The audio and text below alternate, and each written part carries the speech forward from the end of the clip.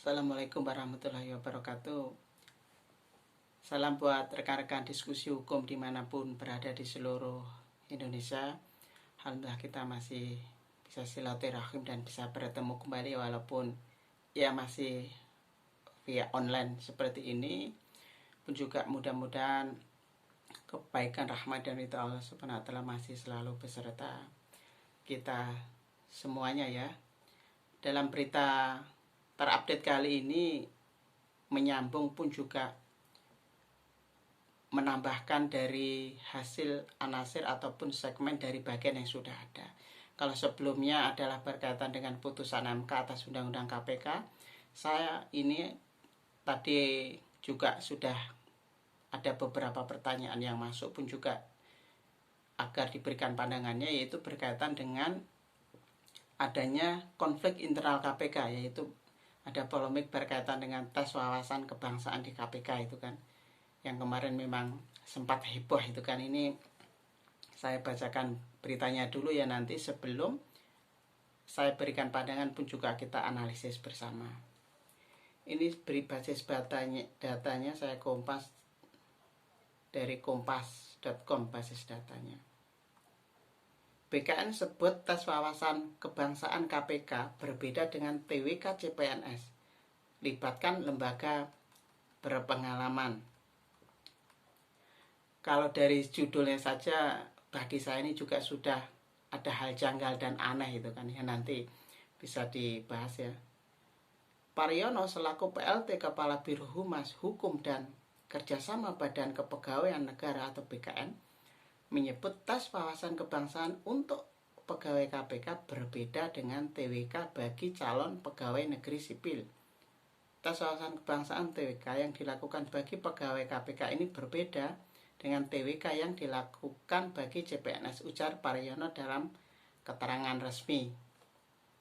Jadi saya kritik ya pernyataan ini. Jadi sebenarnya konteks secara umum perekrutan CPNS itu kan bagaimana koordinasi kerjasama dengan Komisi 2 DPR, PAN-RB, BKN pun lembaga-lembaga terkait baik pusat ataupun di daerah, formasi kuotanya berapa, itu secara ideal dan umum. Cuma berhubung Undang-Undang KPK nomor 19 tahun 2019 baru disahkan sekitar setahun kemarin dan baru diputuskan MK atas norma-norma hukumnya, dampaknya adalah khusus perekrutan CPNS di KPK ini beda. Nah, perbedaannya ini seperti apa kalau saya tanya balik? Kalau dia statusnya ASN, tentunya dia akan mengikuti aturan ASN, yaitu Undang-Undang 5 tahun 2014 dan Undang-Undang 5 tahun 2017. Statusnya adalah aparatur sipil negara. Ini pernyataan yang salah menurut saya. Jadi justru publik mempertanyakan, kalau beda, perbedaannya di mana? Kalau ada perbedaan, kenapa ada tendensius tes wawasan kebangsaan yang sangat-sangat memprihatinkan itu kan? Pertanyaan-pertanyaannya itu kan. Saya lanjutkan beritanya dulu. Pariono mengatakan tes CPNS berlaku untuk orang yang hendak masuk ke jenjang pemula atau entry level. Untuk CPNS TWK berupa pertanyaan tentang pemahaman wawasan kebangsaan. Nah ini tak cuma itu, Pariono juga mengklaim TWK untuk pegawai-pegawai ini melibatkan banyak pihak, termasuk tim pemantau dari beberapa instansi berpengalaman. Instansi itu Dinas Psikologi TNI AD, BNPT, Badan Nasional Penanggulangan Terorisme, BAIS, dan Pusat Intelijen TNI AD. Seperti diketahui, kurang lebih 1.351 pegawai KPK ikut tes dalam wawasan kebangsaan. Ada 75 pegawai KPK yang tak lolos dalam tes ini. Sampai saat ini KPK belum membuka daftar orang-orang yang tak lolos tersebut. Jelas ini masih rahasia, kenapa muncul ke publik. Ini kan memang ada kejanggalan aneh ini kan. Mungkin bisa dikatakan berpotensi ini operasi BIN juga ada ya, karena sangat heboh dihembuskan antara, saya katakan kemarin, isu murahan berkaitan polisi India atau Taliban di KPK itu kan. Nah itu ya basis datanya yang saya kutip dari Kompas, nanti saya berikan analisisnya untuk rekan-rekan. Jadi poinnya ingin saya sampaikan seperti ini. Saya tidak ingin terjebak pada persoalan-persoalan novel Baswedan ataupun 75 lainnya, ataupun dalam hal dia adalah personal yang berada di KPK. Saya rasa publik juga sudah cerdas untuk menilai siapa memang yang layak, yang mampu untuk menangkap koruptor-koruptor dan bahkan sampai menyeret ke penjara itu kan. Jadi publik sudah tahu lah itu. Yang ingin saya sampaikan seperti ini. Di awal tadi sudah dijelaskan bahwa proses seleksi CPNS beda. Pertanyaannya, bedanya pada proses apa? Saya juga menyebutkan bahwa redaksional pasal 1 ayat 6 Undang-Undang KPK, di sana pertama kali ada istilah ASN. Lalu atribusi ataupun norma hukumnya seperti apa? Yaitu sesuai dengan undang-undang peraturan yang berlaku. Undang-undang peraturan yang berlaku apa? Tadi saya sudah menyebut undang-undang ASN. Lalu perbedaannya apa? Akhirnya keluar lagi turunan peraturan pemerintah tentang status alih fungsi pegawai KPK menjadi ASN, yaitu peraturan pemerintah nomor 41 tahun 2020, pun juga aturan teknis KPK. Nah, ini secara normatif aturannya. Lalu kalau kita cermati dari tes wawasan kebangsaan, kemudian tertulis sampai wawancara tendensius kepada hal-hal pribadi yang menyangkut ranah privat, pun juga berkaitan dengan masalah agama tertentu, mazhab-mazhab dalam agama. Ini yang kita tolak dan ini yang harus kita kritisi itu karena. Kemudian berkaitan dengan norma hukum yang status ASN, kita sangat miris sebenarnya ketika KPK ini kan kelembagaannya, kemarin juga ada pernyataannya bahwa KPK tidak terlibat dalam pembuatan soal. Kemudian siapa yang membuat? Pak NRB. Loh, Pak NRB juga tidak merasa membuat soal. BKN kan dia, kalau BKN dia kan teknis kelembagaan sebagai wadah dalam perekrutan CPNS ya. Lalu siapa yang membuat? Nah, ini kan publik bertanya-tanya. Sampai detik dan saat ini kalau kita cermati, kelembagaan yang terlibat itu masih saling lempar tangan, tidak mau bertanggung jawab itu kan. Nah, lalu kritikan dan solusinya seperti apa? Jujur, saya dan rekan-rekan lainnya juga khawatir. Ada hal yang lebih besar yang harus kita diskusikan, bukan persoalan novel Baswedan dan bukannya sekali lagi. Jadi tidak tepat yang namanya mazhab agama, khususnya Muslim ataupun agama lain, dia diobok-obok secara personal, kemudian sampai dikaitkan dengan dia layak nggak sih, berintegritas nggak sih dalam lembaga ini, khususnya dalam pemberantasan korupsi. Itu tidak layak. Masa sampai doa kunut dipakai atau tidak dalam sholat subuh, kemudian bagaimana soal jilbab lepas atau tidak bagi wanita, kemudian soal perkawinan, itu sangat mencederai dan sangat menodai nilai-nilai agama yang kita junjung bersama. Pun juga di KPK juga ada agama lain di sana. Nah, itu juga ada potensi diobok-obok juga di sana. Nah, yang saya ingin sampaikan, ini bisa menjadi embrio dan bom waktu yang bisa memecah belah umat, pun juga memecah belah bangsa. Kenapa saya mengatakan seperti itu? Karena paham personal, kemudian mazhab agama personal, kalau dikaitkan dengan kelembagaan dia yang dalam arti dia statusnya ada ASN di kementerian-kementerian negara, untuk tolak ukur itu yang tidak tepat, itu yang salah, dan itu salah arah bagaimana sistem perekrutannya.